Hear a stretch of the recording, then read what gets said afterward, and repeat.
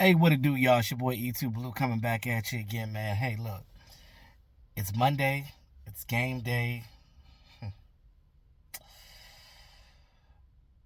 Before I get into the matchup between the Dallas Cowboys and the Los Angeles Chargers, I just want to talk real quickly about some interesting things and just how the NFL works in general.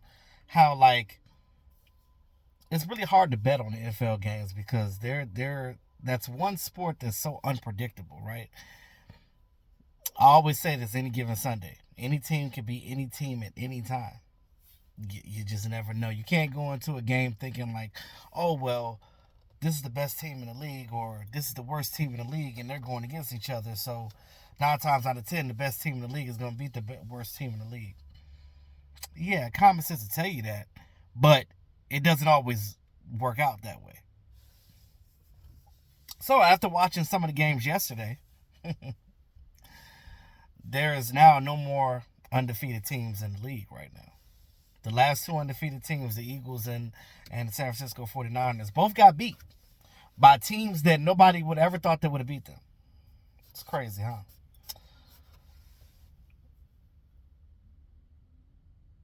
And one of those teams, the Cowboys beat by a lot of points. So when we talk about the Dallas Cowboys and how we dropped the ball on the the Cardinals game and the 49ers game. Granted, I don't know where the mindset was with the players that game, but we'll never know at this point. But all we know is this team needs to get it together. Now, you look at the Eagles. The Eagles lost to the Jets. Those of you that don't know, the Jets have never beaten the Eagles. I'm going to say it again. The Jets have never beaten the Eagles in franchise history. In all the 12 times that they played against each other, until yesterday, the Jets had never beaten the Eagles. Yesterday, the Jets beat the Eagles, making them now 5-1. It's funny how the NFL works. Also yesterday, Brock Purdy and company got beat by the Cleveland Browns. Now I know both McCaffrey and Deebo Samuel got out the game at some point due to injury. But it goes to show you that you need weapons to win games. So when everybody keeps saying, oh, well, this, that, and third about Dak Prescott, I don't want to hear the shit. Because every quarterback has a bad day. Every quarterback has bad times. And a lot of times it's not really just on that quarterback to do things. We look at quarterbacks like Tom Brady and Pat Mahomes, and we look at them and think the rest of the NFL is supposed to be like that. Those two are elite type of quarterbacks. They can put teams on their back and win. A lot of these quarterbacks in this league cannot do that, and that includes Dak Prescott. Now, I still think Dak is a good quarterback, but you got to do right by him, right? We know what he's good at. We've seen what he's good at. The coaches should know this too. You go back and look at his revisionist history. You go back and look at what he's done from his rookie year up until the year before last, before he got his ankle injury. Yes, things have changed with him mentally. And I know you guys don't want to hear it and you probably think it's excuses, but it's not. I'm not taking up for anybody because I don't know Dak personally. I'm not his friend. I don't have no reason to. He don't pay me. The Dallas Cowboys don't pay me. Hell, I don't get paid, period. My channel is small. I don't make money. So at the point, I do this because I love football in general. I have a lot of love for the Dallas Cowboys, and sometimes I question why I even root for this team sometimes because it's a lot of things going on, but it is what it is. I'm always going to be a Dallas Cowboy fan. It is what it is. I love this team, so, you know. But I will say this.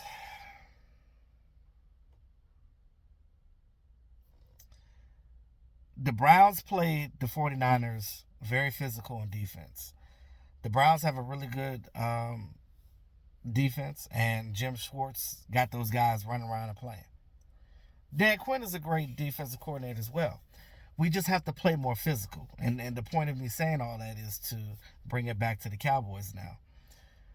We are playing the Chargers tonight, 8:20 Eastern Time. We have to make sure that we get into a groove where we're not thinking about, you got to lick your wounds and get over that 49ers game, right? You had an extra day to prepare for the Chargers. Now, the Chargers are coming off of a bye week. So, Kellen Moore had a lot of time to prepare for the Cowboys. If you don't think Kellen Moore is not ready for this game and doesn't have a great game plan coming in for these Dallas Cowboys, it is what it is. I tell you guys all the time, I don't dislike Kellen. I think Kellen is a he'll be a great coach one day. But he had some things that he had to learn as well. And what he was doing with the Dallas Cowboys, although we were dynamic on offense, we were explosive on offense, but it was just certain things about how he was running things didn't work here, right? Might work better with the Chargers. Who knows? That's still yet to be seen. Because they're 2-2. So with that being said, I just want to say about Kellen, he's gonna be ready for this game. He's had time to prepare. He's gonna throw things at the Dallas Cowboys that we ain't even seen yet. He got some new tricks in the bag, but we still know his tendencies. So his tendencies are still there, regardless of him throwing some new tricks at us. But we got to be ready for it. We have to be focused, and these are keys of the game. We got to be focused on defense when it comes to Kellen Moore's offense. We have to stay in our lanes. We have to not jump gaps. Stay in your gaps. Stay in your lanes. Do what the game plan shows. And if there's anything that's different, then you switch it up based on how they're running their offense. And I still got faith in Dan Quinn. I think he's a great defensive coordinator. He'll get it together. Kellen knows Dan. Dan knows Kellen. So this is going to be an interesting game. And it's going to be a hard to predict game as well because of the fact that Kellen used to be with the Cowboys and he knows Dak Prescott. He knows Dak Prescott's weaknesses and strengths. And it's just a lot. Now, I know their offense is going to want to play hard for their coordinator. Now, the Chargers players don't have personal beef with the Dallas Cowboys. I feel like they're like the little Cowboys. They're like the AFC version of the Cowboys. That's what I've always thought about the Chargers. But with a young Herbert and, how dynamic and some of the things that he's been able to do, and you got Keenan Allen that's been in the league forever, but this guy's a super vet and he knows how to run routes, and they're going to move him around in different formations, and they're going to find the weaknesses in your cover 2 and cover 4 formations. And they're going to find those seam routes, and they're going to try to get at you that way. Counteracting that, the Dallas Cowboys have to come in here on defense, and they have to stop that run. Because Austin Eckler is back, you're going to have to stop that run. You're going to have to treat this team as if almost like you're playing the 49ers almost. But they got weapons, right? And although Mike Williams is out, they still got wide receivers. They still got weapons. They still got guys that can play. So you can't play lax. Can't be scared. Be physical on defense. When you tackle. None of that shoestring bullshit. When you get to them, you wrap that thing up and get them down. All right? Offense. We cannot, there's nothing wrong with this scheme, right?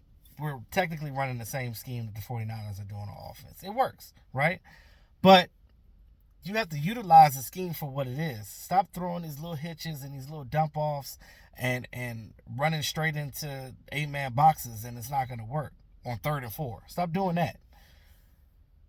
Do the things that work. Screen. Bring back the RPO. Do the things that Dak does well. We know that Dak is great with the RPO. We also know that Dak is probably not running like he was before prior to his ankle injury because it's a mental thing. He's not running like that no more. We cannot handcuff our quarterback because that's what's happening. We're handcuffing him in this offense So he's not able to do the things that he needs to do as a quarterback, and you're trying to prevent him from whatever you think that from throwing interceptions, but what you're doing is making him throw more because your team is not producing on offense. You have to produce on offense. You have to get some long drives going so our defense can rest. So when they go out there on the field, they'll be rested and ready to go attack their offense. So what we're going to have to do on offense, we got to get the ball to our playmakers. I go back and I look at all these games. Everybody's number one is eating. Stephon Diggs be eating. Keenan Allen be eating. Brandon Ayuk be eating. When your number one receivers have to eat, period. Every team is doing it. Even the Jets get their guys their ball. So what I'm saying is, CeeDee Lamb need to touch that rock. I don't give a damn if you give him an end around. Something, a jet sweep. I don't give a damn. Give him the ball. Give him the ball and make him do something with the ball. Because that is your number one receiver. You didn't give him 88 for no reason. Give 88 the goddamn ball. Give Brandon Cooks the ball. Number 3. Y'all forgot number 3? You traded for him. He's a multi-year 1,000-yard receiver for different teams. The boy ain't no chump. Utilize what you have. Amari Cooper is not here anymore.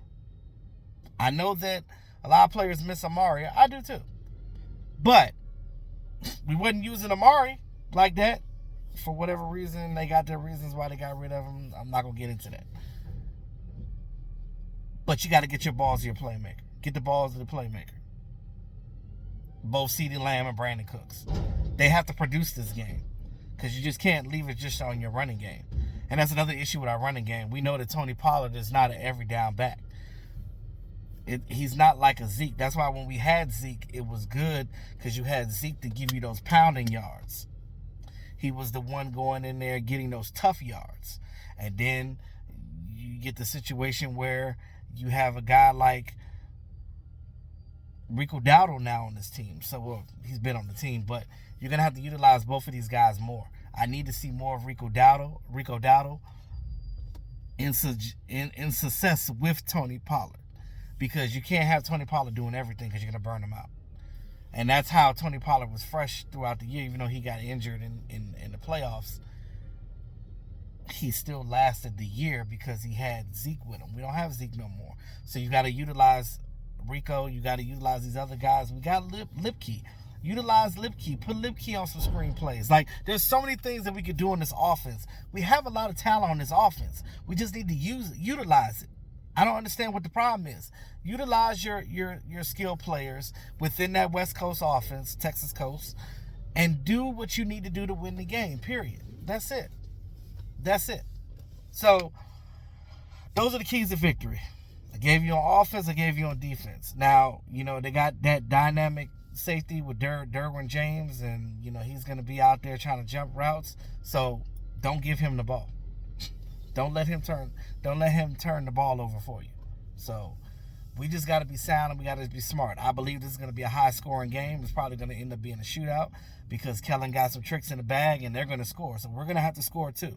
So in order for this defense to be dominant, they're going to have to rest. So our offense is going to have to get out here and sustain drives. Get first downs. Get third downs. Move the ball. Get it to the red zone. And just score. Just score, period. You don't even have to get to the red zone to score. You can throw a 50-yard bomb. I don't care. Get in the end zone, period. And get your number 1 and your number 2 receivers the ball, period. But that's all I got, man. Let me know what you guys think in the comment box about this game. I think it's going to be a high-scoring game. I'm going to say 37-27. I don't know who's going to win. Because after what the Cowboys did last week, I don't even know who they are anymore. The Cowboys have to find their identity. And until they do, I'm not giving them much whatever. I know that the Cowboys are a talented team, and I know what they're capable of, but they're not playing to their capability, and that's the issue that I have with this team right now. So with that being said, y'all, I hope they learn from that embarrassment from the 49ers and don't ever do that shit again. Start winning these games and prove to the media that you are who you said you were. So with that being said, like, share, subscribe to the channel, man. It's your boy E2 Blue, always keeping it real. Peace out.